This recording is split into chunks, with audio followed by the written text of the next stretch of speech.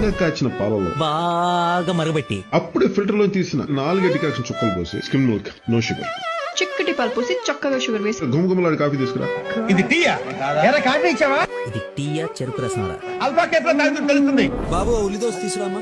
ఒక ఉప్మా వేసేటట్టు మొత్తం ఉల్లిపాయలు వేసేద్దు. అల్లం జీలకర్ర బాగా పడాలి. సగం ఉల్లిపాయలు సన్నగా తరిగి ఒక పచ్చిమిరపకాయ యాడ్ చేసుకుని. ఊరికే వచ్చింది కదా అని పచ్చిమిర్చి ఎక్కువ కాదు తక్కువ ఏమని చెప్పు.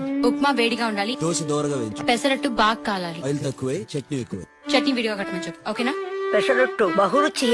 గుత్తి వంకాయ కూర, గుత్తొంకాయ కూర, గుత్తొంకాయ ఉల్లికారం పెట్టి చేసి వంగి పులుసని తయారు చేస్తారు. ఈ వంకాయ ఏంటి ఇలా నోట్లో పెడితే అలా కరిగిపోతుంది? బిగినింగ్ నుంచి వంకాయలు అంతేలేండి. పప్పు, నెయ్యి, పప్పుతో నైవేద్యం పెడతా, ఆవకాయ, ఆవకాయతో బొట్టెడతా, మీరు ఎప్పుడైనా ఆవకాయలో కంది పడేసుకు తినారా? కందా బచ్చలి, శనగపప్పు, పనస పొట్టు ఆవా, అరటికాయ అంటు పులుసు తెలుసు. చివరికి మీగడ పెరుగు వేసుకుని తింటే పెరుగుతో శుద్ధి చేసి ఆత్మలింగంలో కలుపుకుంటా. మరి అప్పడాలు వద్దా? అప్పడాలు ఒడియాలు లేకుండా ఎప్పుడైనా తిన్నావా? అవి లేకపోతే ఇవేవి తినకూడదు. ఇలాంటి భోజనం చేసిన తర్వాత ఒక్క కిళ్ళి వేస్తే ఉంటది బావా. నో ఆయిల్, నో మసాలా, ఇవేమీ లేకుండా ఏముంటే అది పట్రా. ఇందాకిచ్చిన జ్యూసు ఇంకొక గ్లాసు భోజనం వేయకిచ్చుకోండి, సమ్మగా ఉంటది. అబ్బో టైం 10, జ్యూస్ తాగే టైం.